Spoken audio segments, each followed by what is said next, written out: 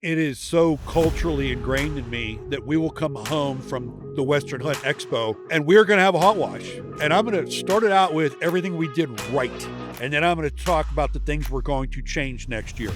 And I don't ever go into anywhere without taking a really good look at what we're doing and say, how can we be better? It might be something as simple as we didn't bring enough of X product or the garbage in the booth or whatever, but I am always the we can improve guy. But I will tell you another fundamental of leadership. If you're training a group, counseling an individual, let's say I come out of this with 15 positives and 10 negatives. I'm only going to brief the top 3 negatives because you just can only beat people down so much before it becomes, holy, did we do anything right? You're listening to The Hot Wash by Born Primitive Tactical. I'm Bruno Fallon. I've spent my 4-decade career in some of the most elite units in the United States Special Operations community, where I learned that elite operators aren't made overnight. They're forged through hardship, discipline, and relentless drive. In each episode, I sit down with the most accomplished and innovative leaders in special operations, industry, coaching, and athletes of all disciplines. Let's jump right in. All right. Hey, everybody. Welcome back to The Hot Wash by Born Primitive Tactical. We're really doing a Born Primitive outdoor segment here with the group we got today. It's day 3 of the Western Hunt Expo. It just feels like one continuous day. For those that are not in the outdoor community, this is essentially the SHOT Show of hunting out here in Salt Lake City. We're in the HUXWRX booth again. Want to thank Hux. Not only are they the cans that we shoot in Born Primitive Tactical, but very, very close partner brand. Got a great crew here today, and we should be having Bloody Marys because it's an early morning, but I would definitely got Luke here, Gladiators Unleashed. Yep. We've had him on the podcast before. Luke, nobody thought you were going to make it this morning, and you just surprised us all. Hey, I'm a You man did- of my word, dude. don't- You guys ask me, I'll do it. Would you have made it if I didn't call? Yeah. Yeah. Yeah, That's a soft yes. That's a soft yes. It helped though, getting me out of bed. I was like, I gotta get up. Of course, we got Aron Snyder here, and then I wanted to say Jake from State Farm, but we'll just go with Jake from First Phorm. Hey. And everybody knows here. I'm even gonna pimp it right now because we're all talking about this. I mean, it's what time? 9:30 in the morning, and we're all having to hit this. If that tells you anything, but Rock and roll. Screaming you guys freedom. hit it with this one because Hey. this one. How many times have you just said to me, "Man, this tastes good"? Yeah, I've never had this ever, No. and I'm an energy drinking some bitch, Hey, and this is nice. legend has it too. Like every can that's cracked, a bald eagle's born. So Really? there you go. Well, Yeah. yeah, there was one born earlier today because that's why I'm not drinking this one yet. I already drank one. I'll tell you, I'm an energy drink snob. Like Yeah. I would say 99 out of 100 flavors, I think taste like frickin' piss. This is a good tasting drink. Yeah, So, Yeah. what do you think, man? screaming freedom. I like Screaming the whole freedom. thing, dude. Honestly, I'm blown away on the whole marketing deal too. Like, America. this is cool. Oh, Yep. yeah. America. Tell us about it, man. Let's. Yeah. So it's before you go. Don't mean to cut you off. Yeah. But I need to also say we are very partnered with First Phorm, and not only outdoor but on the tactical side. They support everything we do, and it is the fuel of the Patriot Games, and we appreciate it. Yeah, So- no, appreciate being a part of it. Like, I mean, really, you think about like just kind of the mothership, First Phorm itself, overall health, wellness, sports performance. Like that is the bread or butter to what we do, really, when it comes into the supplement side of things. And it's looking at how do we go out and help real people get real long-term lasting results, like not just sell them a bunch of shit, right? Like actually get them the tools they need to perform. And then really the cool piece with the birth of Phorm Energy, that was really partnership with First Phorm, Anheuser-Busch, and Dana White to really bring the best quality product forward. And we put it into what we call the better for you category, right? To be able to go out there and connect with real people, having it in different convenience stores. So we have our energy drinks, meat sticks, bars, all that stuff. And really, I think of like Phorm Energy, right, as like it's a sister company within First Phorm. The pillars of that are LEO, military, hunting, racing, college sports. We look at a lot of the youth and that kind of side of things. Like, what are we doing to be able to give back to the people who have ultimately helped build what First Phorm is today? So Yeah, man. awesome. Phorm Energy is right in our bandwidth. Yep. It is exactly the perfect partner with everything you're doing for us. Yeah. I've got a good, funny story. So we have some pretty elite ambassadors, and this was a Born Primitive Tactical event. And it was a content shoot in Arizona, 100 plus degrees out in the desert. And man, did we have everything planned except for one thing. I did not have a solid meal plan. But First Phorm dropped literally a pallet of stuff for us. So my ambassadors for 3 days out in the desert survived on First Phorm energy drinks, basically beef sticks and bars. That's all you need. I will tell you, I was counseled It's like highly college. after by my group for that. Like, can we have food next time? But it got us through, man. Hey, there you go. Whatever it takes. That's all you Yeah. need, man. Yeah. Energy, beef stick, Yep. you're good. Bro. Yep. So Aaron, man, you all right over there, brother? Yeah, I was in deep. So I use them for backpack hunts, the beef sticks or whatever. But I was just having flashbacks of on the side of a mountain and like, you know, we were pinned down and I was digging through my pack and, you know, I'm just looking for the beef sticks. So I'm like, it was kind of like, I got another one. Like I didn't know how many I had and me and the client were pinned down and I'm digging around and I'm like, dude, I got 4 because I didn't have any food because anyway. So yeah, I was just, when you were talking about that, I was like, yeah, I've been there. A little different situation, but I've been there. It's different. Yeah. I want you to, for anybody that's watching us on YouTube or Spotify. I know where this is going. No, I'm going to leave the hair product alone. We attacked that yesterday. I do want you to notice how stiff he is this morning. My neck is stiff. I'll just say one thing. If you look over here at me and Luke, this dude wrestled both of us yesterday. And he did it here on the Western Hunt Expo. And both times, everybody ended up on the ground in a clinch. I got out of the shower and I was like, what is burning? My knee was burning. I got a rug burn on my knee. I was like, how did I get that? Yeah. I know why now. Yeah. Yeah. My, we were talking about that this morning because like there's different levels of hunters, fighters, right? And it's talked a lot more now on the fighting side than back in the day. And you're probably, unless you've aged really well, quite a bit younger than Bruno and I. Well, and you're not that much younger than me. Yeah. 30 years ago, you could get into fights and you didn't, you know, you could just be a tough dude and maybe box a little bit or wrestle and be fine. And you can't do that anymore, right? There's very skilled athletes. And if you know what you're looking for, like Wally watched you and he was like, oh, dude, you would have had no teeth and no. I'm like, no. And you fought Muay Thai. Yeah. So you can see you're popping my head down 4 to 6 inches and, you know, and you're not kneeing me. You certainly could have. Well, Jerry's like, what'd you think? I was like, my only chance, because you're good at everything, right? You've done it all. You better be. It's I what better you do be. for a living. Yeah.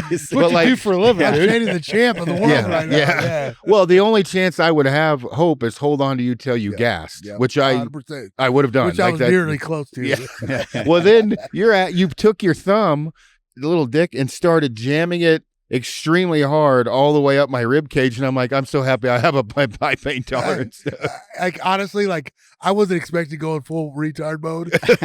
We did. We You never go full retard. And we did. Yeah. And I was like, oh God. And everybody was watching us. And I was like, I look up and everybody has this. Oh, yeah. And I was like, I'm sure it's all over Instagram right now. I was like, oh my God. Well, Yeah, what's so- funny is I saw you put the freaking thumb in them, and I'm like, oh, Yeah. little Randy Couture action coming in here. Like, listen, I tell guys all the time, I'm like, cage fighting is cage fighting, right? Like Yeah. UFC is UFC. But on the street, Yeah. dude.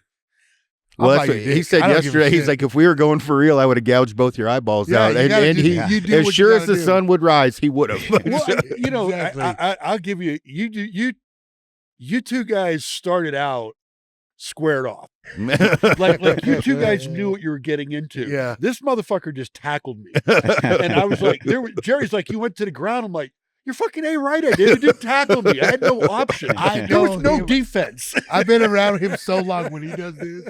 He leans into you and starts. Oh, it's coming, right? It's coming. I know. I've been around him so long. Well, and I'm like, oh, I God, just, here there's we go. certain people, I like to fight and I like to wrestle and Yeah. screw around. But my point to that is years ago, I didn't have to really worry about getting beat very often. It can happen. Now, you really don't want to fuck around in a bar anymore. I mean, dude. it's not. You just don't know anymore. Yeah, you nowadays. don't know. Well, Well, look at Justin. He doesn't look, I mean, if you know what to look for. If you know, but- if you look at the ears, yeah. you can see. His You know, nose has been broken multiple times. You know, but Dude, I tell you right now, you need to go beyond that nowadays because somebody, like I'll tell you right now, like if I'm in survival mode, I'll put a gun or a blade in the tube. Yeah. I don't care. Yeah. I No, mean, it's That's it's exactly like right. I'm You're not right. fucking Well, that's losing. what- Yeah. Yesterday I had my knife out for something, and he was like, "Oh, really?" And then he pulled his out. He was like, Yeah. "Don't bring a knife to my fight. My knife's bigger or something." Yeah, Exactly, right? yeah. That's why I was saying, like, when I started, like, jamming your armpit with my knuckles and stuff, my ribs,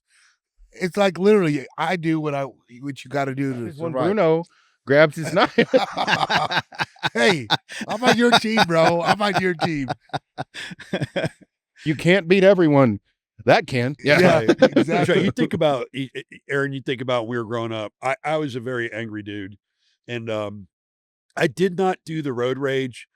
But if you pulled up and like threw something in my vehicle or spit at me or something, I was going to drag you out of the car and beat the fuck out of you. What? That's just the way I was. Nowadays, I'm not going near a car because I'm assuming everybody's got a gun, and a guy like me, I don't care what you say. Standing in the courtroom, I lose just on the presence. Yeah. Yeah. So Yeah. you know, I'm pretty good on the road rage thing. I'm like you, like whatever. But I had an ex-girlfriend with me who's a cop who was raised much different than me, and was driving, car flew by me for whatever reason, and then brake checks me, and I'm like, what the hell? So I'm like, all right, whatever. So I hadn't done anything wrong. They were just looking for a. Anyway, I ended up chasing them down, and she is losing her mind, right? Because then they're slowing down. I get the finger, and I'm like, what happened here? And it was cool. I was okay. And then I floored it.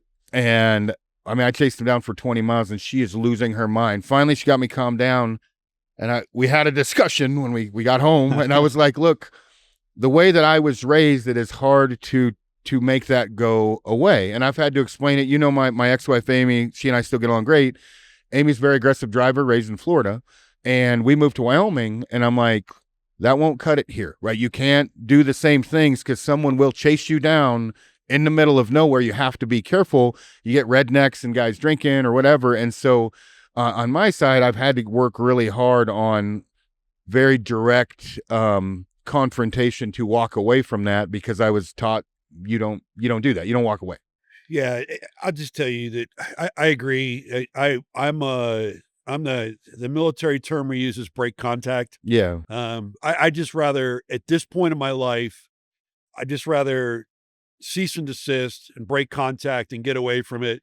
Yeah, it's not I worth mean, it. I mean, at the end of the day, if it's persistent and they box you and you're like, now I'm in the corner, it's Yeah, on. yeah. And then, you know how we're going to be if it's Yeah. on. It's Yeah. on. Yeah. But my thing is nowadays is, and this is where I want to bring Jake back into it. There's enough stuff out there nowadays, if you're an angry person, Yeah. to go out and compete in and burn that energy. And get, Yeah. I mean, like, I'll be honest with you, I've never seen such a diverse population, and this is where I start my fat shaming. I've never seen such a diverse population as we have right now. You have like 5% of America that is the fittest our generation has ever been in the history of this country, and then 95% that is the worst our country has ever been. And we all sit in the 5%, and that's what we know. And there's no doubt in my mind that any city, we're in Salt Lake, I guarantee I could go find 10 events today that I could go and get crushed physically. They were doing it this morning. There were guys going through running hot laps with packs on just as we walked into the I'm building looking at doing this loops. up here. What are these guys doing up here? They're doing workouts. Yeah, that's what they're doing. Yeah, Yeah. they got Yeah. packs. They're doing a I mean, big what ruck did you round. do yesterday? Yeah, we did a workout early morning. It was 3 rounds for time. A few people were puking afterwards, but it was a great community of individuals come together that put in some suck. So it was great. But I mean, we went and did it was the backcountry combine, right? Born Primitive, Dan, everything. Yeah, and Born it's just, Primitive, Dan, you dude, guys, everybody yep. involved. And I'll tell you right now, I think the year before it had an okay show, and this Yeah. year I think twice It as was- many people it was showed. filled up. Yeah, filled Yep. up, right? Yep. So that's It's awesome. consistently, and you see it more and more, and it's cool, just especially in the outdoors side of things, right? Like you see more of those individuals, because I'm a farm kid, straight civilian, straight up, definitely grew up with some really, really good morals. kind of going back to the whole like aspect of like, hey, don't back down. Like I was taught and really brought up to where it's like, you don't go looking for a fight, but if a fight finds you, you're sure as hell able to finish it. Yeah, exactly. Right. So, and that's really how I apply that a lot in just life in general, and anything that ultimately is right, like those hard things right in front of you, go out there and get after it. A lot of people weren't brought up in that, right? Well, a lot of people. Yeah. Luke, prime example. That's all you did. That's all you knew from birth. I mean, and Luke and I have had more in-depth 100%. conversations. We're not total knuckle draggers, but you have fought your whole life, and that's all you've done. Is that That's all I know. since birth, basically? And so that's, you know, for a guy that's fought his whole life, he's not that retarded either. Hey, there's still some up there. I slipped a few bunches. You know what I mean? But you started fighting at what age? I fought like, dude, I remember being a third grader fighting. Yeah, getting after all it. the way up. You know, I was just that kid Yeah, fighting, and then in a small town, and it was literally, I wasn't a bad kid at all though. Like I had great parents. I literally, but for some reason, trouble always found me. Right? Like, some reason. some reason, it always found me. It was just like how you just said. My dad would say, "Don't you go starting fights, but goddamn it, you're finishing it." Yep. And that's what I did. Like I literally, my older brother would get me in fights with guys that he probably should have been fighting. I was a young kid, right? See, I was the older brother with the two younger brothers. Yeah. So it's so weird. How long before you started fighting? I say professionally for money. I was gonna go wrestle or play football in college, but my grades weren't so good, right? No way. Yeah, right. And I was like, oh, okay, well, I went to welding school. Yeah. And I went to a vocational school, like a trade school. and I just missed competing, right? So right out of high school, I literally got into fighting. Yeah. This guy came to the gym. He's like, "Hey, you used to wrestle, right?" And I was like, "Yeah, I did." And he goes, "Hey, why don't you come in and start working out with me? Yeah. Show me some wrestling deal." And I was like, "Cool, I'll come and put the wrestling shoes back on." That right there, and this is when I was like in Bruno looking. I was trying to get in bodybuilding. I was just trying to get some pussy. Honestly. Yeah. Look good, right? I was out of high school. That's just so wrong. Yeah. Right? I was trying to get the beach muscles Yeah. and everything, and I was looking good. I feeling good, and these guys that would come in that were like 140 pounds, right? Yeah. And they were choking the shit out of me. Yeah. Bending my arm in different ways. And I was like, what is this? Yeah. It's jiu-jitsu. And I was like, I'm hooked, dude. Like Yeah. I literally was like, And then you fought out, you did that, but then you kickboxed for a while. Yep, Can I you tell kickboxed. the story? I'm going to have you tell a few stories, but this one specifically where you're in the corner and the guy's like, you got to knock him out. And yeah. you're like, I'm winning, but his eyes were so swollen. He's like, why does he look so far away?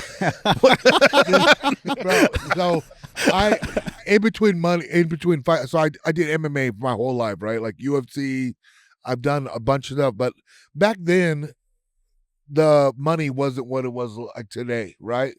I mean, I signed my first UFC contract, $3,000 to show, $3,000 to win, right? So you're not living too large on that. So not to cut you off, but Justin's not here for a reason right now because yeah, I think he's working a much bigger contract than $3,000 a fight, right, brother? Yep. Make that deal, buddy. Yeah. Back then, equating this, if you are a hunter and a guide, you're going to grab whatever clients you can to go guide in Mexico or whatever to pick up. You would grab fights. 100%. Yeah, so go ahead. Yeah, so in between fights, my manager and I would talk. I'm like, hey, I need a fight. So he's like, Because you're poor. I'm broke too. Yeah. Yeah. Not much has changed, right? And so like literally I would go and get these kickboxing fights, Thai boxing fights, because it wouldn't go on my record if I won or lost, but I'd get paid, right? So at my level that I was at, they were like, hey, ESPN, you're gonna fight on Strikeforce. You want to do this fight? And I was like, well, yeah, let's do it. I didn't care who the guy was, right? Did not care. Because I'm a UFC guy, right? Yeah. Like, who's going to be tougher than me? Oh, I was so wrong. I was so fucking wrong. These guys, I didn't even care. I was like, I need the money and I just need. So we're in New York. And I literally get up there. I have no idea who this guy is. I have tie shorts on. I got these armbands, like real tie. I'm all about it, right? Like I'm being the guy. And we get in the ring, and literally they announced me and they announced him, and they were like, he's the 2-time Bangkok champion of the world, and they said his name, Wasn't Wasn't it Tom Poe's? Yeah, like Okay, Tom so Poe type deal. Van Damme, Tom Poe. Yeah, Yeah. This guy comes out, takes his robe off, right, and he has shaved head, long, like he's straight tie, like the real deal. And I'm like, I look at my corner man and I go, damn, I probably should have done my research. Right? He's doing the whole dance and everything around the rope. And I was like, oh, he takes an arrow out of his bag or back, like pretend, and then he hits the floor like boom and throws it at me. And I'm looking at him, I go like this. And like he threw it at me. And I was like, okay, this fight is 5 rounds. And I'm going out there just to try to finish it right away, right? But you're supposed to go with the music. Like each round it gets faster and you pick up the pace. And I'm like, I don't get paid by rounds. I get paid by a fight. So I'm trying to smoke this dude. I go out there full board, just trying to smoke him, right? I throw a kick and he checks my kick. And I remember just like, oh my God, that's a dipper kick. It hurt, right? Dude, I literally, round 5, he picked, that music's going so fast. And I'm like, oh my God, I cannot fish this guy. This guy's whooping my ass now, like literally. And I got kicked so hard that I thought it was a punch. I swear to God. And this is my first time in my career I got knocked down on the canvas. Like I took a knee. I was like, oh my God, I'm jacked. Yeah. And I'm looking at my corners right there. And I'm with the gloves, with my boxing gloves. He's like, what are you doing? And I'm looking for my mouthpiece. And I'm literally so jacked up, like I'm flashed. And he goes, what are you doing? I said, I'm looking for my mouthpiece. And the ref's counting, this and that. Yeah. He goes, it's in your mouth. And I was like, oh God. Literally, I got up. Thank God the bell rang. But like literally, I've never been, like that was literally one of the hardest fights I've ever been in. Yeah. Because you can't take a guy down in that sport, right? Yeah. Like it's all stand up, and literally, like I was an idiot for taking that fight. Yeah. Well, you made it 5 rounds. I made it 5 rounds, lost the fight, right? Yeah. I gave him everything I had in the first 2 rounds. And I was like, what am I doing? I should have just took a knee, Just trying to hold it's on. just different levels, That's a sport that just, everybody asks me like, hey, is MMA really that hard? I'm like, no. Thai boxing is. Yeah. Thai boxing is. That's wild. It's funny. We've had Hoist on the podcast a couple times. Yeah. He's a good friend. And I'll tell you, like the whole cultural thing, it was about 3 decades ago, maybe a little more actually, when Hoist came into the military commands and everything was stand up before him.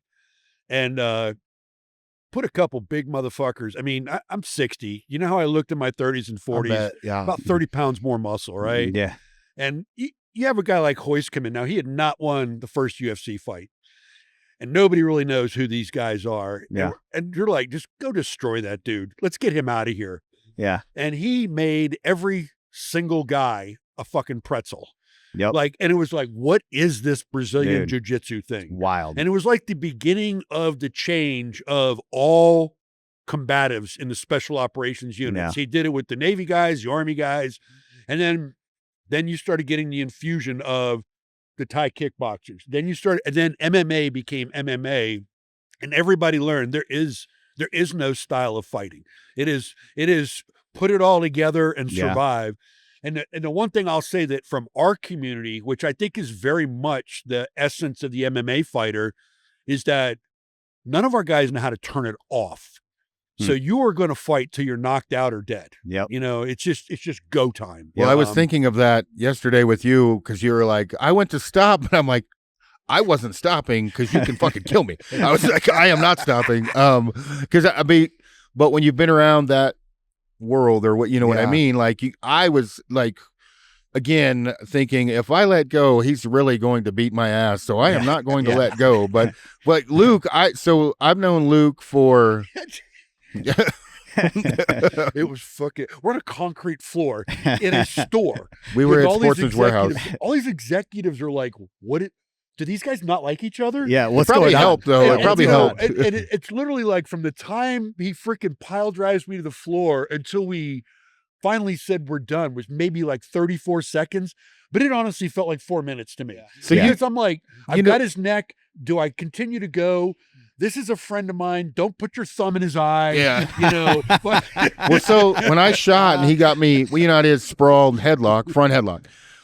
When he stiffened, and I was like, he's even stronger than I thought. I was like, I gotta flip him quick because this motherfucker's gonna choke me out. Yeah, no shit. But go ahead. No, go ahead. So funny story about culture. And contrary to popular belief, I did not cross the Delaware with Washington, and I wasn't in Vietnam. So I came in the military right at the beginning of the 80s. And to stay how the community was then, I started out in 1st Ranger Battalion, and you go through a thing called the Ranger Indoctrination Program, which is essentially after jump school, all the new kids go there, and that's where they weed everybody out. And out of 40 dudes, like 6 go to the unit, right? And it's a really good process. But we went out as a class the first weekend because we were crushed, and we went into a local bar in Savannah, and we got in this movie level bar fight. And I'm talking about like 6 of us destroyed the whole bar. And it was, you know, guys getting arrested, the whole 9 yards, people going to the hospital. So here we are Monday morning with the RIP cadre getting called in, and there is the sergeant major. And we're like, we have the world's shortest Ranger careers ever. We got asked one question. Did you win or did you lose? Yeah. And we're like, we fucking dominated. And guess what? We were still in the program. Yeah. Because that was the culture back then. Yeah. You know, that and it was kind of funny what our punishment was, is we literally had to go on base housing and go Christmas caroling. That's how they handled it back then. That's awesome. But way to that's fix the it. culture. Right. You know, Right. so When I times first have changed. when I first met Luke, which he told his story before, it's 2009. I would say like 8, 9. It was a while ago. So I'll start the story off. We're at the archery range, and at that time I'm a pretty high level archer, right? And he's in like a boonie hat with a bunch of UFC guys doing all kinds of dumb shit, like sitting down, shooting, taking knees, and I'm like, what are these fucking potato heads doing, right? And I'm fucking with them. And now keep in mind, not one of them I could take, but I was probably 240 at the. You were a big motherfucker. Yeah, I was big, 250. I was big, and probably was on trend potentially at the time, right? Not Potentially, like potentially, yeah. And I always have liked to throw down and talk shit, but again, like I'm at an archery range, and you weren't as big. You were. I was in my prime though. Like literally, I was in the UFC fighting, and Phil literally sponsored me with the bow, my first bow. I got in it. I brought my bear bow from Nebraska up. I wanted to get in archery, and I bought this bow from a garage sale. Yeah. So I literally awesome. I literally came to his shop, and I'd be like, "Hey, I want to start shooting elk and deer with this. Can you help me out with it?" Right? Just I was shooting carp with it back home in Nebraska, right? And I was like, I want to shoot. You know, he's like, "Aren't you that fighter guy?" And I was like, "Yeah." He's like, he brought out a bunch of these bows. Let me shoot a bunch of them. I found one. Matthews sponsored me with that, and he's like, "Yeah, here you go." And I was like, "What?" Blown away, right? Well, looking back at what he was telling me, I was that retard at the archery range, right? Like I was like, God, why was I doing You're that? those right? guys. I about got my ass whooped though. There was 4 of you. Yeah, it was a bunch of So fighters. how did you approach these guys and ask them what they were doing? I did. No, I did. He did. Yeah, He was a like. I didn't. He You have like, to understand. I don't. He doesn't Ass talk. whooped or not, I don't give a.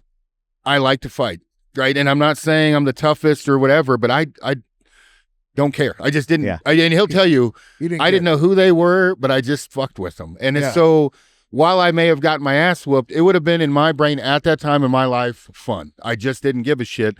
Well, he goes over to tell Phil he's going to beat the I fucking. said, Go ahead. I said, who is this Nazi son of a bitch back here? 'Cause you got to realize, Aaron had a shaved head, right? Shaved everything. And he was big and Yeah. like literally like because Phil just sponsored me with this bow, right? Like Yeah. I'm loving it. It was a couple weeks, and I've never shot 3Ds in my life, and I don't still know what I'm doing, right?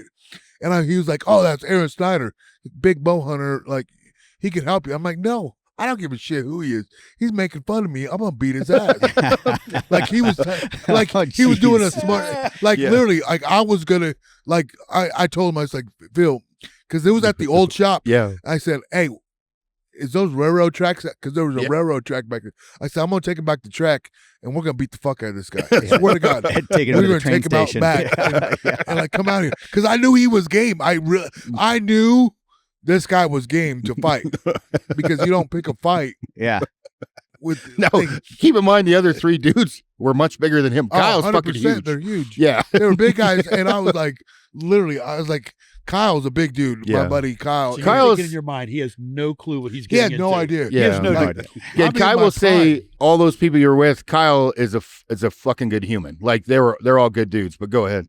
Yeah, so I'm thinking in my head, like he's making fun of me because now I look back at it, I would have made fun of myself too, Yeah. right? Oh yeah. But at the time, I was like, oh man, I'm just shooting 3Ds. I'm Rambo, right? Like Yeah. I wanted to Yeah. shoot Rambo. Yeah. And this guy's making fun of me. And I was like, dude, something's on your mind. And Yeah. Phil comes over, feels like, dude, he's a big deal in the outdoor industry. Let him be. We need Don't him in do one it. piece. Yeah. I need Don't him do on it. one. Yeah. And I told Phil, I said, Don't I break don't his give a arm. shit. Yeah. I said, I'm sorry, Phil. I don't give a shit. I got to go. Long story short, this guy, he goes, man, you guys want to go shoot a real 3D range? He took me to he invited American me Bowman. to American Bowman, where we do our shoot now. Yeah. And I was like, I found out who he was. Phil and all the guys there. He's like, don't fight him. He's good. Let him he's live. he's Yeah. different. He's a different dude. Like if you Yeah, he don't is know, a different dude. if you don't Yeah. know He Aaron, is. I agree. you Yeah. you don't know him, and he's like he's just a quiet guy, but he rubs people the wrong way. Yeah. And until you get to know him, right? Yeah. And That's why I think we get along so Yeah. well. yeah, and But I was it's contagious. so Phil goes, no, dude, talk to him, and Phil talked to you, whatever. Yeah. Got to go. We went to the archery range with this pretty much the same kind of crew, Yeah. literally. And I'm like, guys, I lucked this guy up. He's the real deal. Like he's gonna make us shoot a fucking animal, right? Like Yeah. this is how we're gonna learn to be good Yeah. at what we're doing, dude. We get there. My buddy grabs his bow and his sight falls right off, and I'm like, oh, and I'm going, oh, this is what I Ian, got. that was to Ian. work with. Yeah, Ian, right? And dude, from that point on, though, we went over, like we got over our egos. I found out who he was. Mhm. This is my ride or die right now. Yeah, Like, that's he awesome. literally from day one. It's Yeah. funny. I kind of told the story yesterday too, but I don't follow the archery world. I don't follow hunting. Yeah, I love to hunt. And the reason I love to hunt is to get the fuck away from society. everything else. Yeah, I honestly could probably be his cameraman. Yeah. I don't Right. really care if I kill an animal. It's just it's just not me. I don't care, but I love to be out. So I'd probably follow him around with a camera and let him do all the murdering. You know what I mean? But everybody's Aron Snyder this, Aron Snyder that, Aron Snyder. So I come to this show 3 years ago, and I'm like, am I going to watch all you guys giving him handies? Yeah. I mean, what's going on here? And then I look over to him. I'm like, he's just a dude. Yep. He's not special. And we're both measuring each other up. And I finally just look at him and I'm like, I fucking hate people. And we immediately became friends. Yeah. I mean, I literally looked at him and I said, I fucking hate people and I hate shows. That's right. Yeah. I asked him, like, what are you doing here? And I think the answer was, I have to be here. Yep. And I'm Yeah. like, Mhm. you know what? 3 years later, doing shot and this, Mhm. I get it. You have to be here. You gotta Yeah. be here. But if anybody that knows me thinks that I'm like, oh my God, SHOT Show, you don't know me. Yeah. Yeah. So, Yeah. And I'm trying to. it honestly goes a long ways though, because I've known this guy for so long now.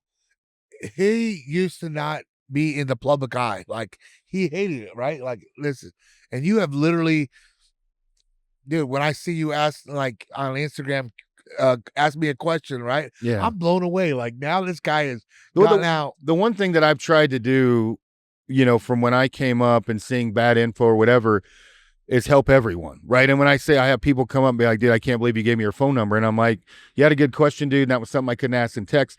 Not many people do that, right? And when No. I say, if I was going to get into fighting and I could get you or Gatesy like to respond, that means a lot to a person and can potentially keep them in the sport and everything else. So I've always tried to do that, but I'm so introverted, I have to focus on looking people in the eye because I look away. And then when there's huge crowds, I don't handle it well. And it's just how I've always been. But like Jessica with Montana, they have that thing tonight. Yep.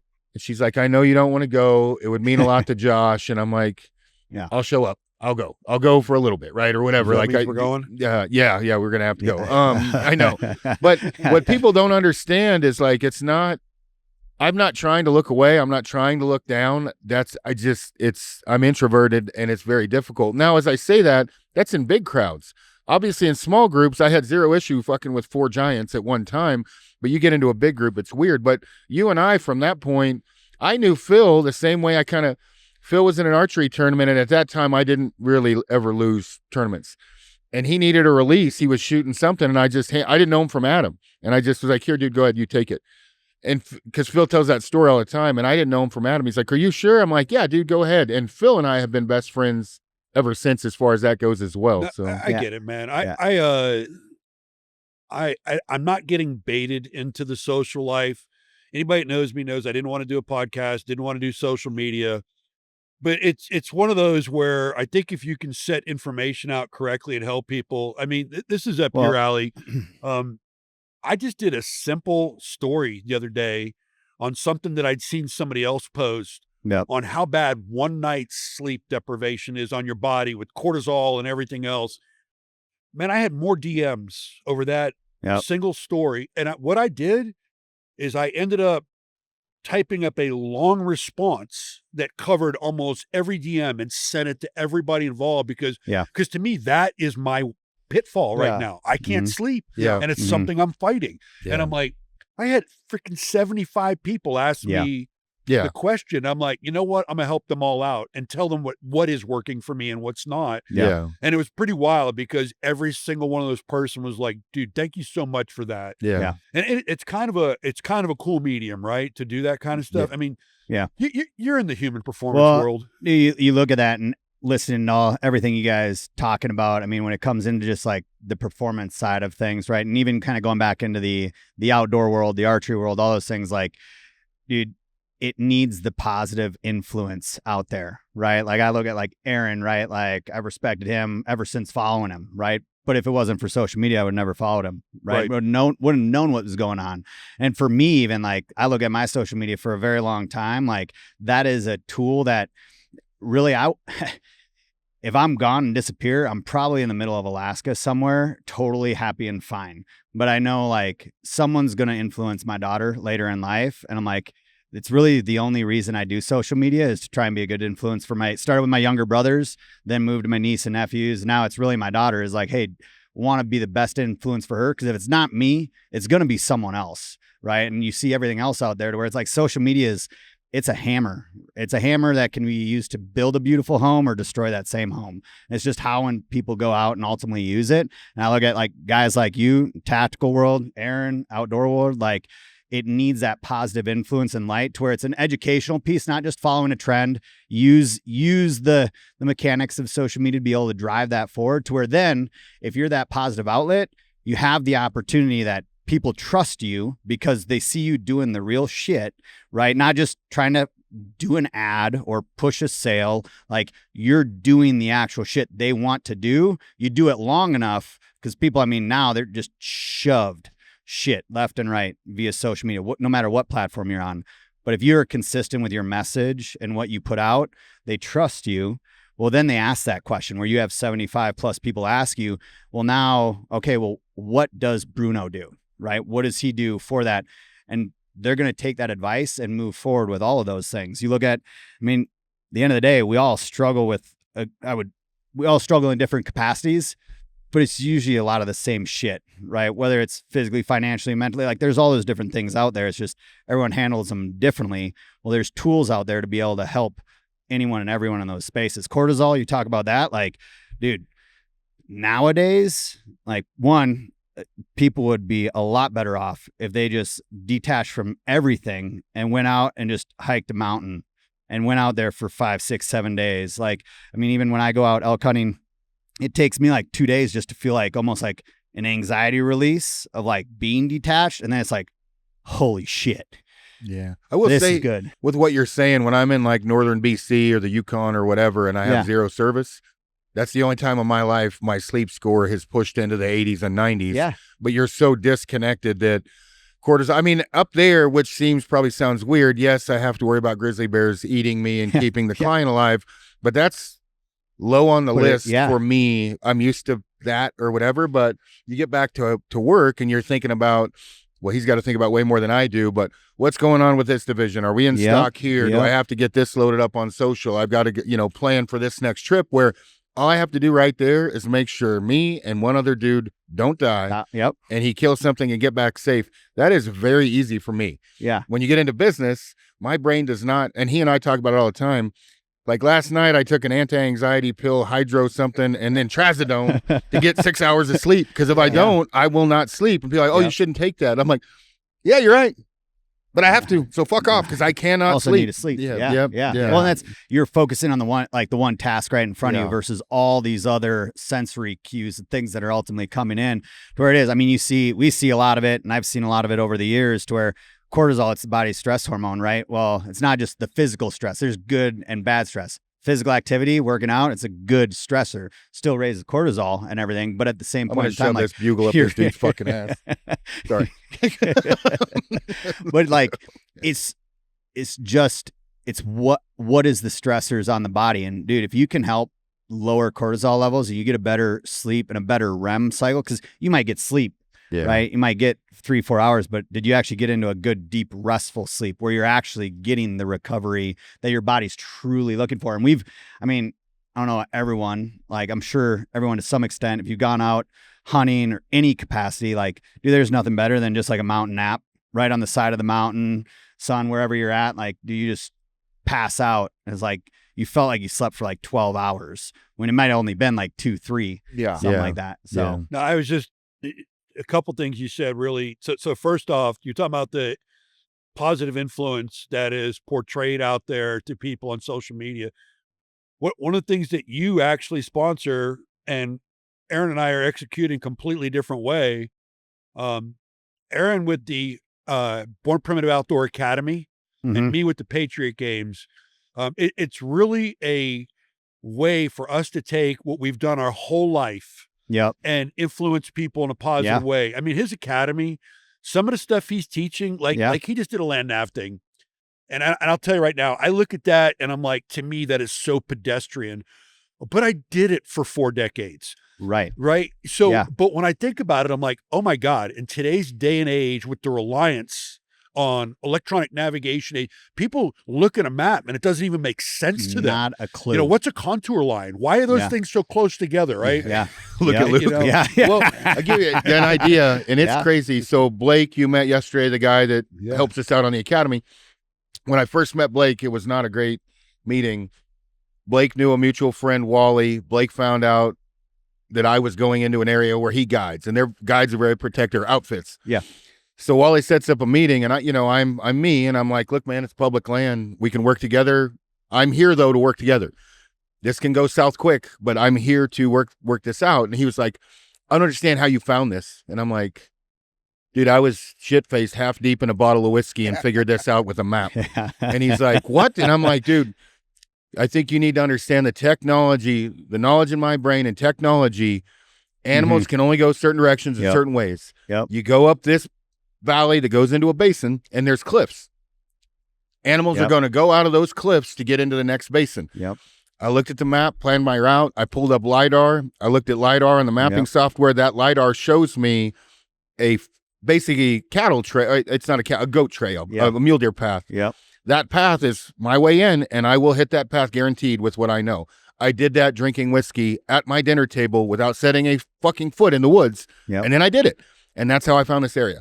He literally was like, are you kidding me? And we're best friends now. We're great friends. And I'm like, dude, I'll show you, but it'll make you not sleep at night, because this will show you the technology. And if people learn what we teach them and use it, what they can do. And I'm really good on route planning, but like literally I pulled up LiDAR and he's like, what is that? I'm like, think of a spaceship shooting beams off the Earth's surface.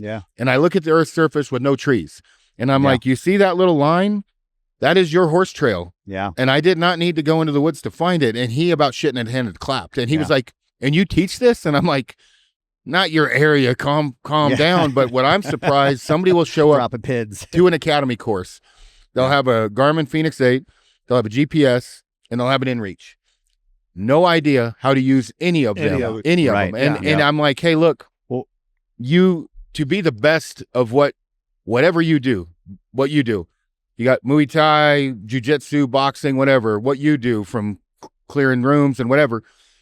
On hunting, you have to be fit, right? You have to know woodsmanship, fieldcraft. You have to be morally and mentally ready to do a multiple day hunt. You have to know animal anatomy, animal behavior, what they eat, where they go, why they do it, when they do it. Yep.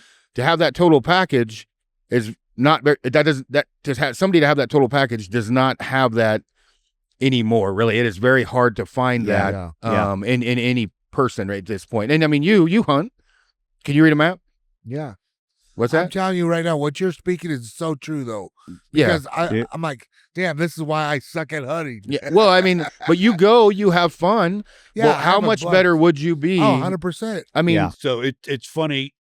Everything you're saying applies to both communities. When we first took over the Patriot Games, the biggest thing I noticed was you had CrossFit level athletes out there that had some Gucci ass gear, but didn't know how to use it. Yeah. So the biggest thing we're doing is taking these, and now don't get me wrong, there's some really good shooters there too. But what we have found fundamentally, if you took the bulk of the people there, is that the basic mechanics they need to understand, they're going right past them. Yeah. They're relying on gear versus technique and skill. So what we're doing is the day before the Patriot Games is I'm bringing in a crew of my people and we're doing shooting clinics. Yep. And I'm telling you, the last one we just did, we worked on basic fundamentals. And the next day when I was ROing stages, every one of those people that went through was so much cleaner and so much more proficient. And I'm like, we're on to something here. Yeah. You know, and it's the same principle of what you're doing with the academy. Yeah. And I mean, honestly, when we talk about this, like target acquisition, that's both sides of the fence. But when we teach a shooting course, as an example, archery or rifle, but I'll use rifle for an example. You know, when you go roll in on an animal, we first teach shooting. So we teach you to shoot offhand, 100 and in, 150 to 2, take a knee. We go over all the shooting, whatever. And then when do you go to prone, shooting off different platforms? So that part, slow, easy pace, walking.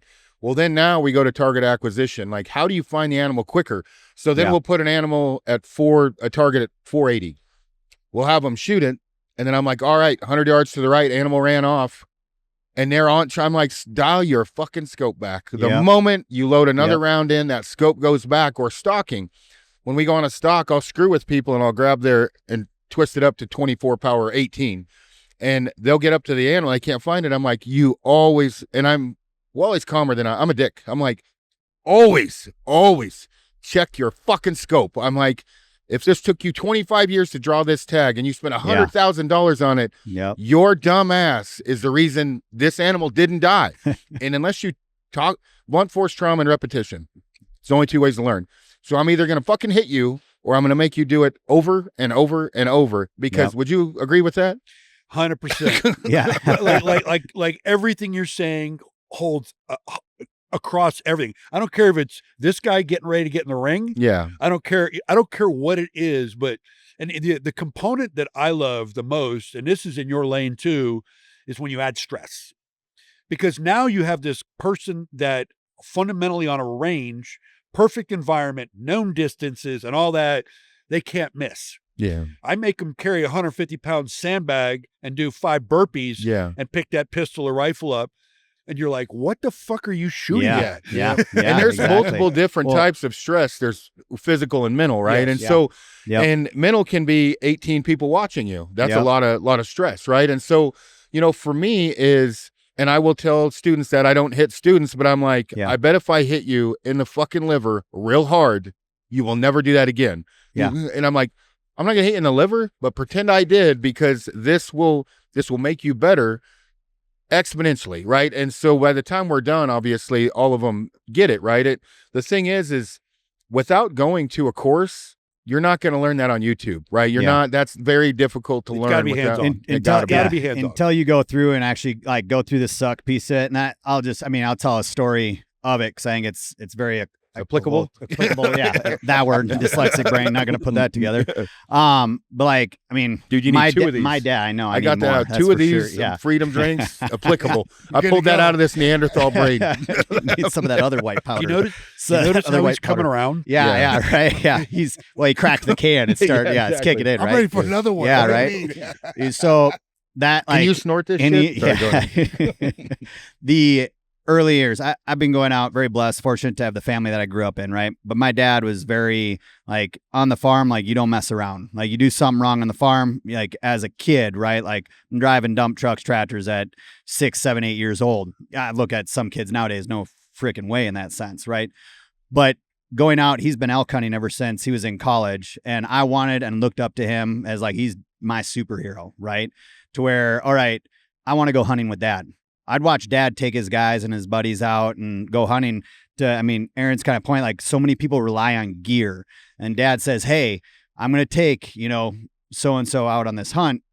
I want you to watch what I do. And I'm 8 years old, like, all right, cool. Like watch dad go through all the different gear and that. These guys, it's their first time elk hunting. They read every single book. They read everything and everyone overloads what they need. The first thing that dad would ultimately do when these guys showed up, he's like, all right, show me your pack, right?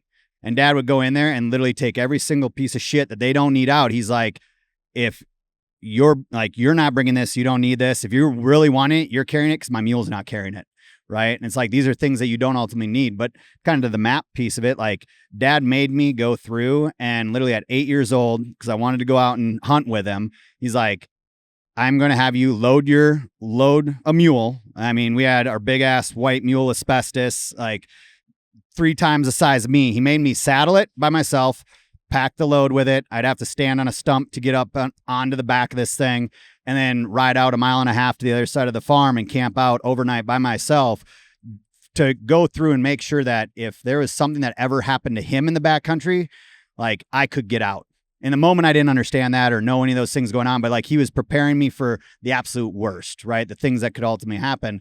And I remember doing that. I went out on that camp. I camped out there. The worst storm ever hit.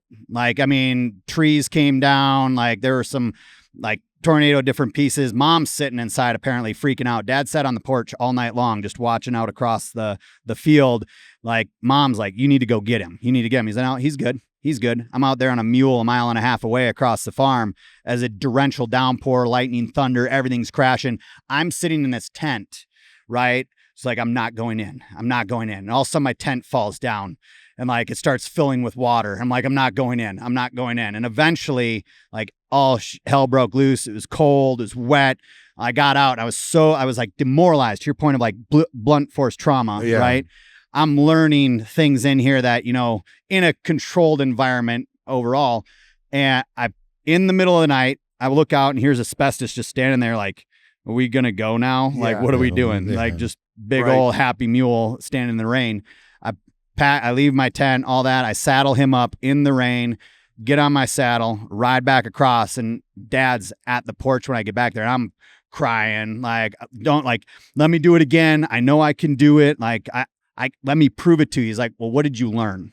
Like, don't put my tent in a low spot, right? Like that was like 8 years old, right? And it's like, I learned this. And he's like, well, you made it in, right? You set up camp. You went in there. Shit went wrong. It's going to go wrong. It's never going to go right. If it could happen bad, it's going to happen bad. He's like, but you got out. He's like, you can go to Colorado, right? So, and then I went from like lows to highs. And then ever since then, I've been going out to Colorado with him and watching him take these other guys with. I mean, I was unofficially guiding his friends at 10, 11 years old before I could hunt. Dad would take one buddy up the mountain and he'd be like, well, you're going with Jake today, right? And like, you sure? He's like, yeah, keep up. Right? Like go have fun. But to your point of like the tactical and the outdoors, like so many people, and it's like, again, it's that I was very fortunate to grow up having the men around me that made me do those hard things, right? And actually learn through them, whether it's my dad or my grandfathers. And like people don't have that, right? Like they rely on the gear. First year, last year doing the tactical games, I went in, again, farm kid. Like I'm a novice in that. Aron walk over me when it comes into land nav. Like even though I've been hunting, there's so much more stuff that he knows that I don't know in that. So I'm just like fly on the wall. Tactical side, I went into that because I went in it to where it's like, I don't know. I know the CrossFit. I know the fitness piece. I know I can do that. Like, but I want to learn like where are my gaps, right? I got my ass handed to me, right? And I like relied on my fitness, but you will never out fitness bad shooting, right? The first workout that I went in on the tactical games, got in there, most people said, and this goes back to like the piece, like you can read all the research, but until you get into it, you have no idea what's going on. So many people said, hey, you'd be able to shoot, like you'll only shoot out to like 350 yards, 300 yards. Okay. Got my rifle set in, worked on optics, like farm kid, zero in at 100 yards. And then from there, like that's pretty much anything I do whitetail, right? I never really understood holdovers or any of that kind of stuff, right? It's like, all right, crash course, learning this. I go out first, I'm in the first heat, first workout, and it's a 450 yard target, right? Missed every single fucking shot. Well, I had to do a lot of sandbags because every single missed shot was 2 sandbags over the rig. Oh, yeah. Blunt force trauma. It's like, all right, I'm never letting this happen again. That first one, that first workout didn't go as planned, right?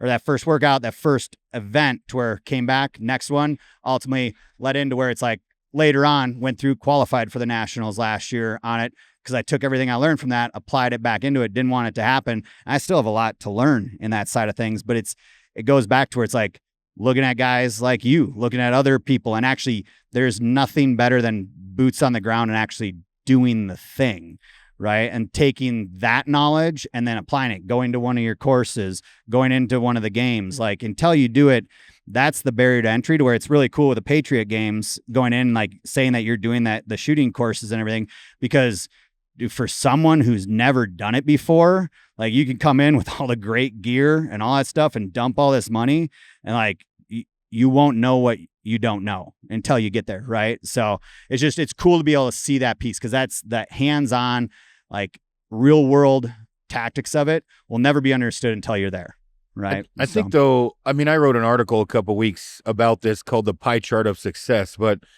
if you look at, I don't know how you want to look at it, you look at gear and knowledge, and when you're on that scale, if gear is heavily weighing down that scale and knowledge, you got to put more weight in the knowledge side. You got to even them out. But if you got a pie chart, and it's hard for especially men to assess themselves and say, this is where I suck. Yeah. You know, in that pie chart, you've got physical fitness, you've got gear, you've got woodsmanship, whatever. You want all of those to be fairly equal. And that is where I think people really have a hard time. And whether that be, I mean, I've guided guys that can smoke me up the side of a mountain. Then we get to the top of the mountain. I'm like, great, you blew every animal off the mountain getting up here. I did. And I'm like, yeah, you didn't look up once, but man, you got there quick, right? Or, you know, whatever on the other side of the fence might need to drop 40, 50 pounds. And I'm like, all right, well, you can shoot, you know, animals, but we didn't get there. So you just try to want to equal those things out and better yourself and your biggest deficiencies rather than just focus on being a one-trick pony, basically. And that's with that's with everything. You know, what you just said, the best analogy I've ever heard of that, Dan Horner, 16-time world champion, 2-3-gun shooter. Literally, you can't outshoot this guy. Yeah, right? He uses the balloons analogy, and it's genius. If you fill a room with balloons, and in that room of balloons, every task you need to accomplish to be a successful hunter, a successful special operator, or a world champion shooter is written on a balloon. Well, you put a couple balloons in the air, you're focusing on those balloons. How many balloons are still on the ground? His point being is that you are better off being good at everything than a master of a few things. And he is the one that convinced me that getting a pistol draw, you know, down to 1 second is not the priority. The priority is getting the pistol draw to a time of 1.5 seconds and hitting the fucking target every time. Yeah. Right. And when you get it put in perspective, you're like, slower is faster. Yeah. Especially in competitive shooting to a point, if you know what I'm saying. Yeah. But it goes with everything you're saying too, is like, there's so much you have to have out there fighting, right? I mean, how many different styles are out there right now? But the one thing I will say that holds true on all of it, and this is where I'm going to get into the ethos. I get beat up on this, and I'm going to stick to my guns in this. We're in what I call low T nation right now. Oh, dude. 100%. The fucking modern male is a pussy. Yeah. And they rely on, think about how much bullshit you get sent on social media by these freaking Call of Duty guys and shit like that. At the end of the day, you got to get out and do it. You got to, I say Viking up, that's my heritage. But until you actually are a man in the arena and are actually doing the event, I really don't give a fuck what you have to say. Yep. That's just me. So that's fact. But going back to everything you guys just said, I'm hearing your story, hearing yours. Dude, how many times do you guys learn from like a good victory or whatever? I learned from all my losses. Exactly. 100%. All your failure, like you got out of there, you did everything. Dude, we learned so much from losing. Yeah. Dude. Well, I've said that, you've heard me say it, I'm like, look, as I'm giving advice, it's not like I popped out of the womb and I'm trying to be a know-it-all. It's that I have screwed up so many different things or touched the stove or however you want to look at it, that when I'm giving you this advice, this isn't something that I made up or whatever. This was by me screwing up, these same tasks or whatever, enough to where now I feel very confident of what you can do to make it happen. But yeah, you're right. Usually, the worst thing that can happen is you go on your first elk hunt, you have great weather, and you shoot a bull first day, and next thing you know, that guy's probably going to start a podcast and hop on the internet and give advice, and it's like, one way or another, like eventually when you're out there enough, you're probably going to put yourself in a position that you didn't think you'd ever been in, and you're probably going to base. I mean, what do they say in the military? Every new war is based off the old one, right? Yeah. And when you look at hunting or backpack hunting specifically, you first go up, you probably carry too much shit. Next time you go up, you probably didn't carry enough. Yep. Somewhere in the middle, you're going to find out what you need. And unfortunately for the internet, a lot of people give advice on there that haven't maybe done as much. And I mean, I see it in your world now that I'm kind of watching. It's pretty amazing because you can have 100,000 followers, 50, 20, right? And be a good person, nothing wrong with that, and give advice to where you really should not be giving advice, but because of the following by default, like people ask me about rifle calibers all the time. I'm like, I just shot my first elk with a gun. Why would you, just because I have 100-some thousand followers, I can shoot a gun. I have a basic knowledge, but there's a million people far better than me. And that is one negative side to social, but anyway. But, too, being humble is something that a lot of people can't do. And people have these social media muscles and stuff like that and like to flex on it. Hey, this is Bruno, and you've been watching the Hot Wash by Born Primitive Tactical. Please don't forget to like and subscribe our podcast. And thanks for watching. Now back to the podcast. The community I come from, lessons learned usually end up by a name being on a granite wall. So they're lessons learned in blood, and they stick and they hurt. So I'm exactly what you said. I think that every time we've ever changed a tactic is not because we went on a target and dominated. Yeah. We went on a target and had our freaking shit lit up. Yeah. And we're like, we need to fix some. Yeah. And you're exactly right. Defeat is the best trainer there is, but nobody wants it. But if you don't learn from it, that's the other thing too, is this is something as a leader. I do this at Born Primitive. And Aron's heard me say it all the time. So two things as a good leader. One, you let your people celebrate the victory. As the leader, you take the loss. Okay. It's your fault. You're ultimately responsible. But the most important thing in being a leader is giving a clear vision of how to get to that end state. Yep. Because if they don't understand what they're trying to achieve, how the hell do they get there? Yeah. Yeah. So, I think as you say that, and we're hitting an hour here or whatever, but you have the Hot Wash podcast. And that is something after every hunt that you should do. And in the military, a hot wash or an after action review, very few people come back. I mean, you might shoot the shit with your buddy, but assess everything. You assess your gear, your fitness level. How did you miss the bull? No, it's never the Indian. It's always, it's always the bow, right? And so literally assessing where was your fault, right? You can say, I hit a branch. All right, well, there's a lot more to that story. Why the fuck did you hit the branch? Right. You didn't know the arc of your arrow. You didn't, whatever. And assessing that, taking notes, and then truly taking that to heart and then figuring those things out. I mean, we do it with you at work all the time, but talk about what that is. What is an after action review or a hot wash? So it is so culturally ingrained in me that we will come home from the Western Hunt Expo. Yeah. We're going to have one Monday. And we're going to have a hot wash. Yeah. And I'm going to start it out with everything we did right. Yep. And then I'm going to talk about the things we're going to change next year. Yeah. And I don't ever go into anywhere without taking a really good look at what we're doing and say, how can we be better? Yeah. Okay. Mm-hmm. It might be something as simple as we didn't bring enough of X product. Yeah. Or the garbage in the booth. Or the garbage in the booth Yeah. or whatever, but I am always the we can improve guy. But I will tell you another fundamental of leadership. If you're counseling a group, training a group, counseling an individual, let's say I come out of this with 15 positives and 10 negatives. I'm only going to brief the top 3 negatives because you just can only beat people down so much before it becomes, holy shit, did we do anything right? Yeah. So if you're, I don't care if it's somebody's employee end of year annual review. You're a coach. Dude, You're a coach. it's a coach. It's a coach. Yeah. Like, and at the end of the day is like, pick the fucking couple things that matter that you want to change. And oh, by the way, don't just identify those things. Give them a pathway to fix those things.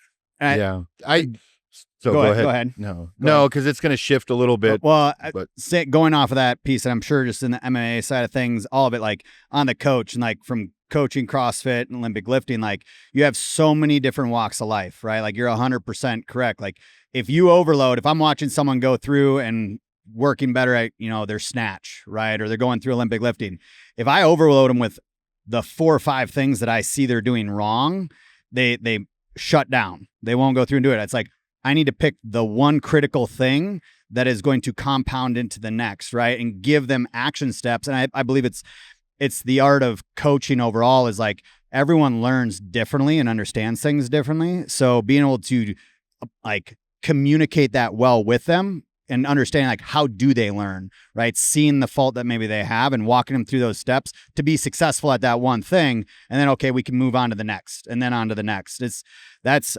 Hunting, you can look at all of those things because that strum's so true in the coaching world. Because I messed up a lot as an early coach in the years, and like here's all the things, right? But then you step back and watch, and I watch other coaches.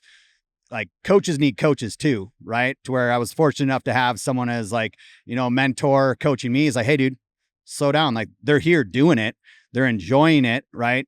Like what is the one thing you saw that is the most critical and like helps you critically think through that process? It's experience, right? Yeah, exactly. I'm sure you two fucking knuckleheads fucking bump heads all the time, right? You guys probably, but the way you do things and the way he does things is probably don't see eye to eye a lot of times, right? But because it's experience, though, it's why you're in the position you're at, right?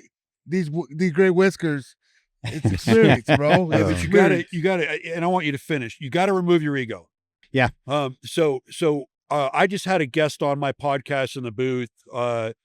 She is the chief operating officer for Echelon Front. That's Jocko and Leaf Babin's leadership. Great. Yeah. And I'll tell you what, they have I like what they did. He took lessons learned from combat and they are applying it to leadership. Yep. And it works to me, right? But you have to take your ego out of the equation. Yeah. And the one thing I have to do all the time is look myself in the mirror and go, yep, the fucking buck stops here. I'm in charge, but I'm talking about outdoor right now. And I have a guy that's been doing it for fucking decades that knows way more than I do. Yep. So shut the fuck up and listen. Yeah. And once he tells me the full story, there may be hey, can we look at this one thing? But it's usually like, proceed. Yeah, there's not much. It's not bad. I mean, it's when I say that, don't get me wrong. What Bruno go off the deep end for a minute. This is my version or my vision. He comes back, you ask questions, assess, and then we go from there. And it hasn't been an issue, but I don't, also, we talked about this yesterday. I deal very well with alpha males and I don't deal well with fake ones. And that's about as alpha as you can get. Right. And my former podcast guy or whatever from a long time ago is the definition of fake alpha.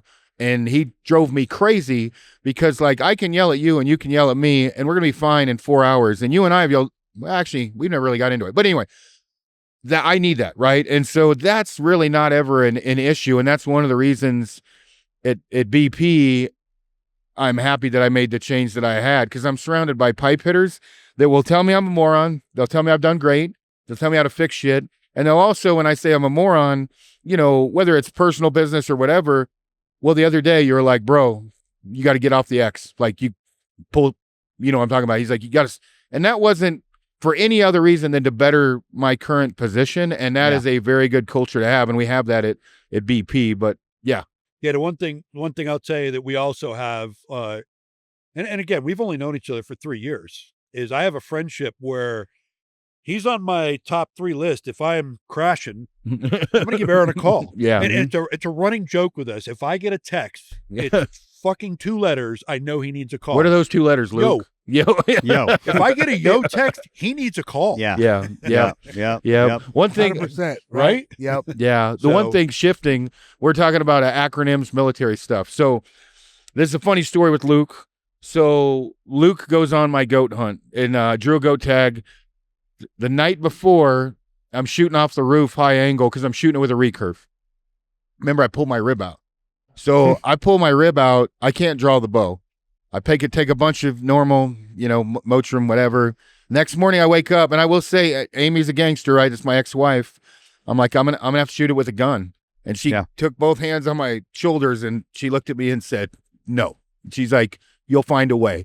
And I'm like, I'm gonna have to do this, shoot it at a few feet. She's like, you've shot a mule deer at a few feet. It's like, find a way, you will regret this. So we go in, and it's me, you, Amy, and Frank. And we get up, was it 3 miles? That's fucking far for me. Yeah, but it was it's a 14er. 13. Well, there was. I mean, I killed it off a 14er, right? So we were at 13 and change. Luke's got asthma, right? He gets in, he's got camera gear.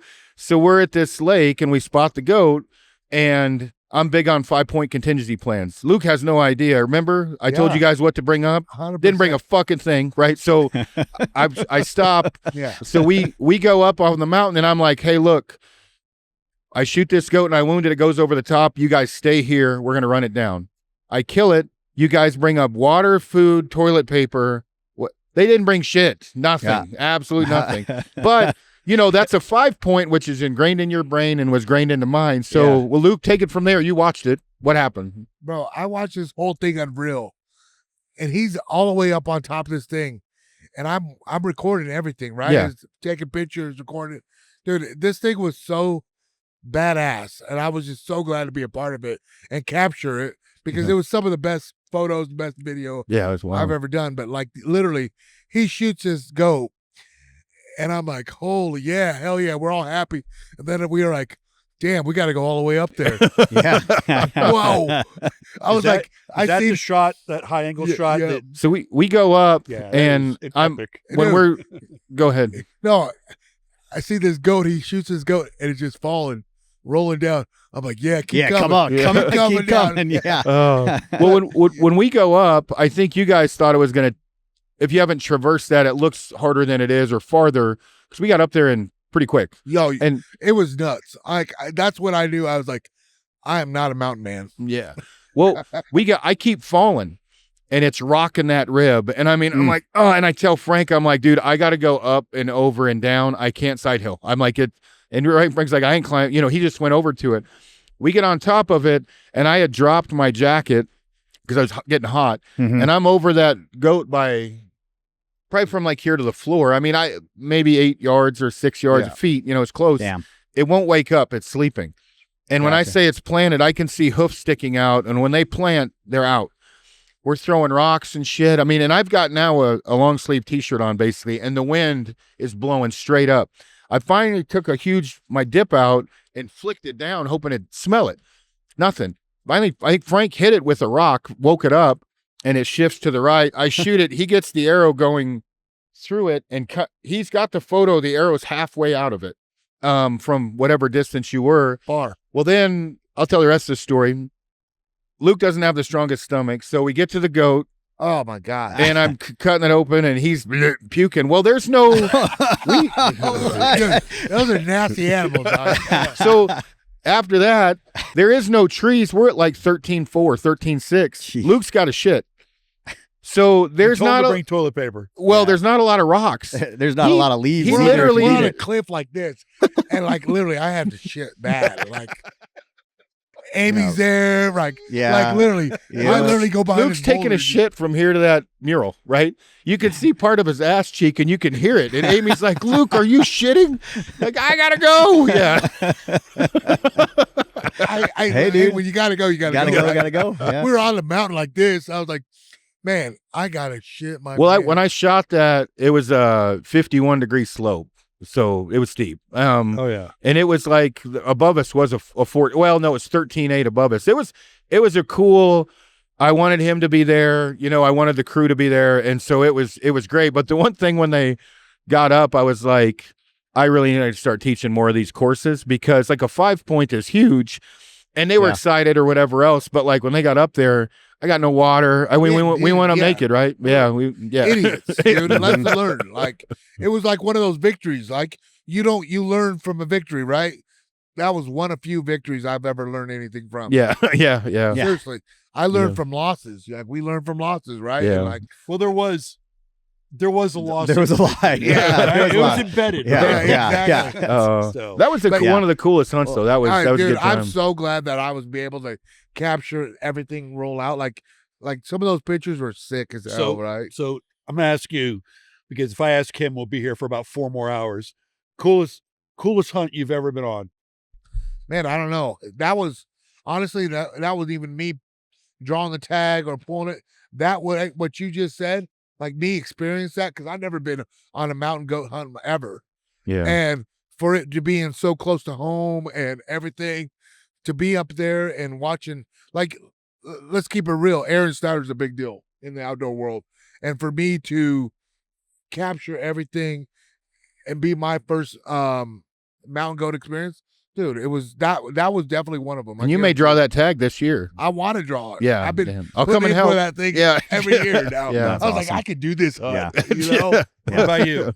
Favorite hunt? Yeah, ever. Man, Most memorable. I mean, How's that? so most memorable is actually most recent one. This last year I actually had, I didn't go out west or anything like that. But in Missouri, went through, I have a 2-year-old daughter at home, and I just did a father-daughter day. We went out, sat in a blind on went out, sat on a farm, had like just some meadows and that in a box blind. Sal, who's the CEO of First Phorm, let me go out, hunt out there. And it was just going to be like, I want to go spend some time with my daughter. We might see a doe, maybe shoot a doe, right? Like I want her to be able to experience this stuff and get her involved. And we were there, going to be there for about 3 hours and let mom have some mom time. And I brought her out. I really was homage like back to my dad. My dad used to bring me out and like wrapped in a sleeping bag and shove me in a corner of a pallet built stand, right? And I just sit there and hang out, and he'd try and get me to shut up, right? Do whatever he could just to keep me quiet.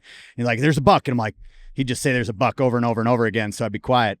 Well, I brought her out there wrapped up in my hunting jacket in a sleeping bag, put her in the blind with me. I had all the snacks, the different things in there. And some does walked out into this meadow, right, in the blind. And so I went down, reached into the sleeping bag I had wrapped up and picked her up out of the sleeping bag, and she is completely soaked. Like blowout diaper, piss everywhere. Like I was like, oh, babe, like you got to tell dad when you, like this happens, like what's going on? I pick her up and set her down so she can see the does that are out in front of us. And I drop the diaper off, and we, of course, have the toys, snacks, and I brought like an iPad just so she could have like some Dora the Explorer, and we were watching like Swiper in the Quiet Forest, all this stuff. So I pick her up, put her on my knees, and I'm sitting here, hands 2 feet in the air, and I'm sliding a diaper under her backside, and I look out, and here's just the most gnarly mega buck I've ever seen on hoof. The tallest thing. I'm like, what is this? Right? So slide the diaper through. And this buck walked out literally through the tall grass, watching the does as I'm changing my daughter's diaper on my lap, right? Go through, put the diaper on. I'm like, Aurora, it's big buck. And she's like, big buck? And she just starts to yell like, big buck. I'm like, shh, we got to be really, really quiet. Thank God it was windy in the blind that we were in.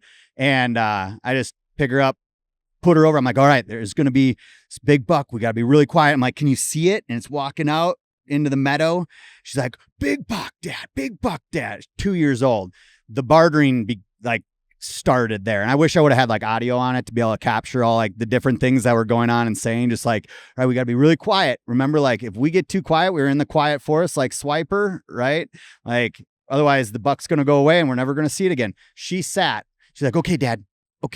Like sat in that chair. I set her back and I drove back on that buck 3 times waiting for him to turn broadside and got about 5 minutes left to light. I was like, I'm never going to recreate this moment ever again. So 30 yards, took a frontal on it, and it was just, Aurora, what did we do? Big buck Aurora. Like that, I don't know if I'll ever be able to recreate that. So I think about like, that was one of those special moments. It wasn't like super hard, anything like that. It was for me, it was one of the most memorable hunts I went on. The year prior to that, I took my when she was 10 months old, out elk hunting. I drew a tag out in a unit, Southern Colorado, and ended up smoking a awesome herd bull. My wife waited until 3 a.m. in the morning with her in the truck. Like, it's those kind of moments with it, right? There's a lot of different ones within there, but It's most the memorable memories. is, dude, It's the memories. That's what dude, it is.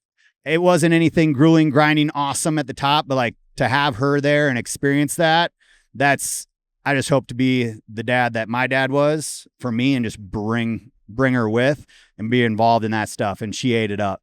So that was mine.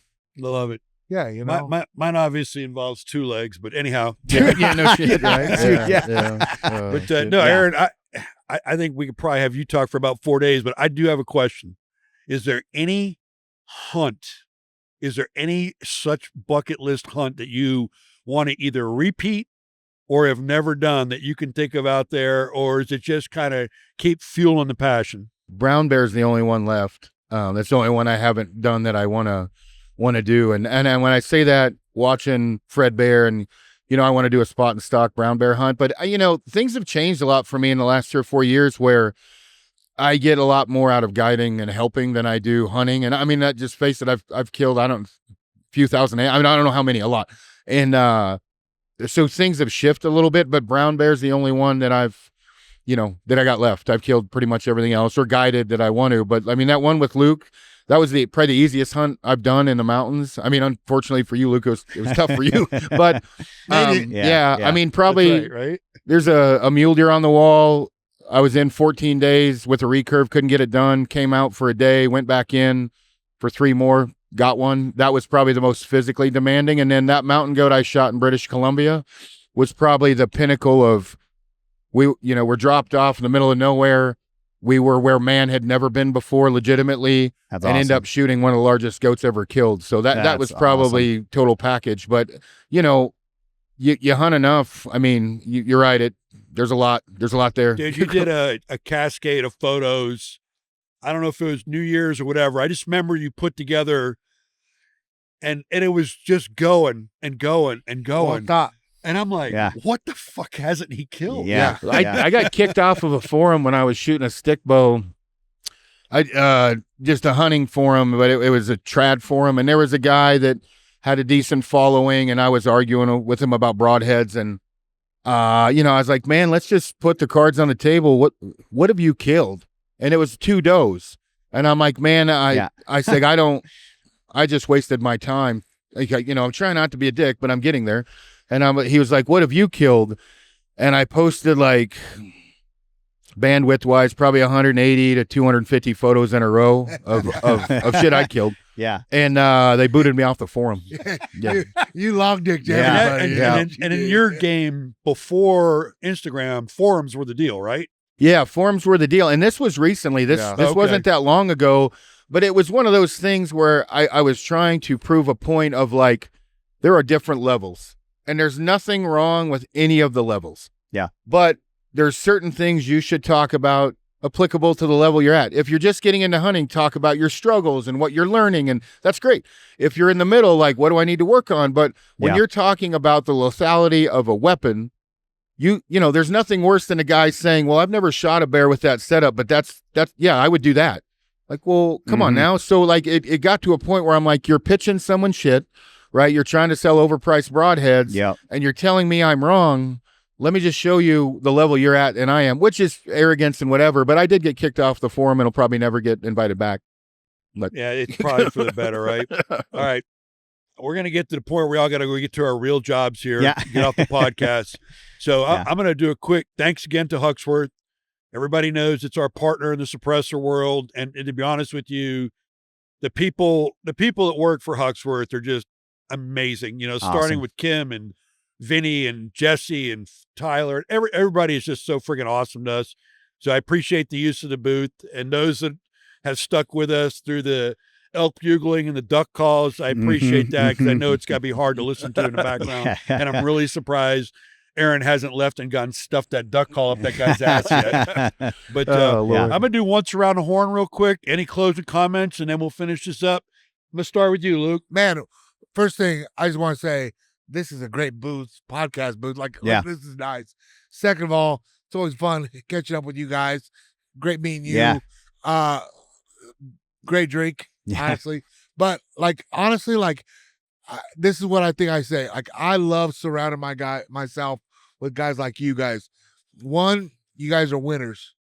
I love surrounding my people with winners, positive people, and badass people. Like, honestly, take that to the bank, because you will get so far by the people you surround yourself with. Yeah. So I love it, man, and that's why I get to go. June 14th, we're going to the White House to fight. Hell Did yeah. you Yeah, dude. Hell a Hispanic kid and from Nebraska Can you believe who that? can barely Can read you and write believe gets that? to go Is that not to awesome? all Believe from it? fighting. And to be All honest from with fighting. you, not Yeah. to get political, but I'm going to get political. Yeah. What better dude to have in the White House while you're fighting right now, Bro, right? it's Yeah. so crazy, right? Yeah. Like, who would have thought, right? Like, who would have thought they'd let my brown ass in the White House? Hell yeah, brother. I love it. I'll bring Well, him thank up. you That's guys. awesome. Seriously. Yeah, no, thank man, you. we love having you. And I believe that Aron and I are going to be on your podcast during Yeah. the Mile High Hunt Expo in Denver next month. Yep. So March. looking forward to that, and Yeah. and we'll pick this up where we left off. Yeah. What about you, brother? Dude, I mean, kind of going off of what you were saying, like it's just, I'm just happy to be here, right? Like, I am who I am because of the great individuals that I've ultimately been able to surround myself with. Like, I've been very fortunate for that. Definitely, to your point, HUXWRX has been phenomenal, being able to go through, jump into the podcast and booths.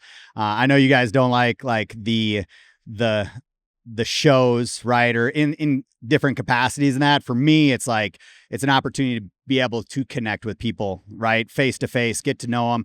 And I mean, you guys are doing awesome stuff, Aron, Bruno. Like, it is so cool to be able to come from, little farm kid from middle of nowhere, fucking Wisconsin, move to Missouri, and then ultimately be out here really chasing a dream within starting the First Phorm Outdoors piece and connecting with good people. Cause that's always been the thing with the First Phorm Outdoors, like, surround yourself by people who are going to allow you to go out and experience more. That's a whole part of like experience more, is live a lifestyle allows you to experience more. And I think that's like, anyone listening, it is who you surround yourself with. It's also the actions that you take on a day-to-day basis. Live that lifestyle, your diet, your nutrition, your activity, like all those things combined ultimately, have helped me personally. But I think of the outdoor community where a lot of it has been deteriorated by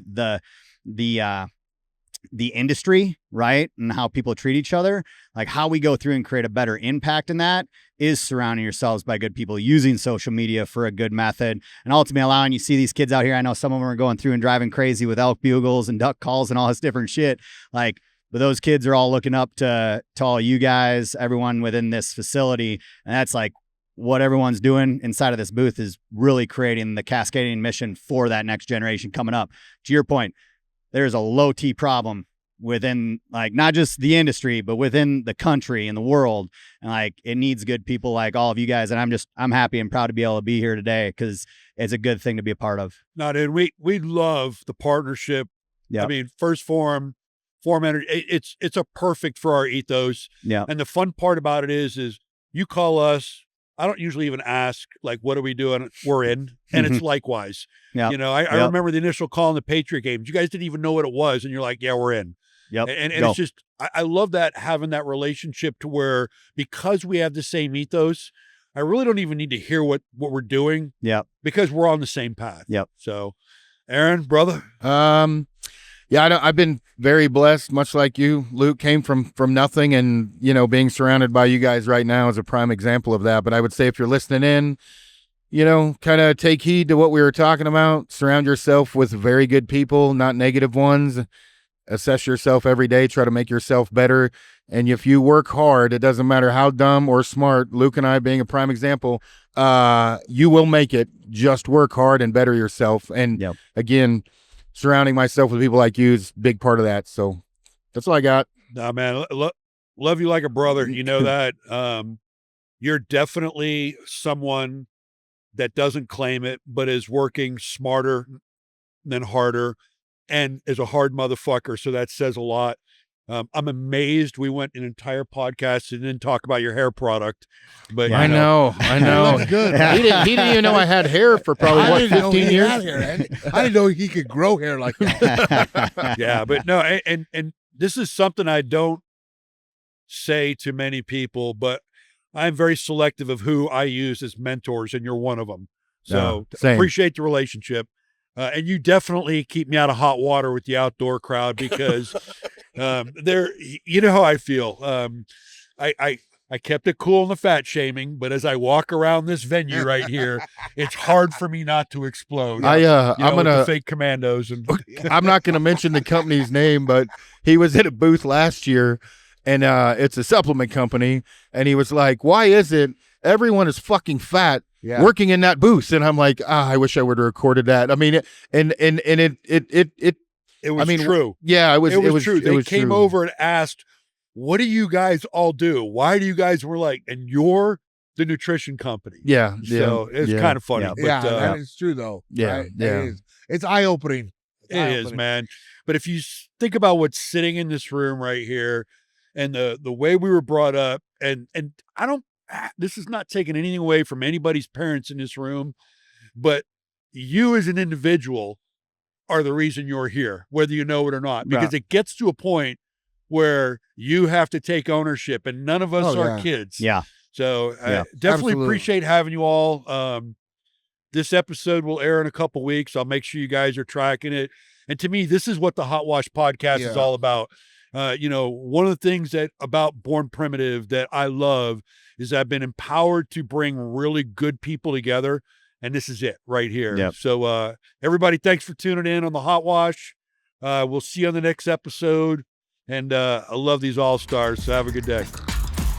Thanks for tuning into this episode of the Hot Wash by Born Primitive Tactical. Don't forget to like, subscribe, or follow us at Born Primitive Tactical. I'll see you next time.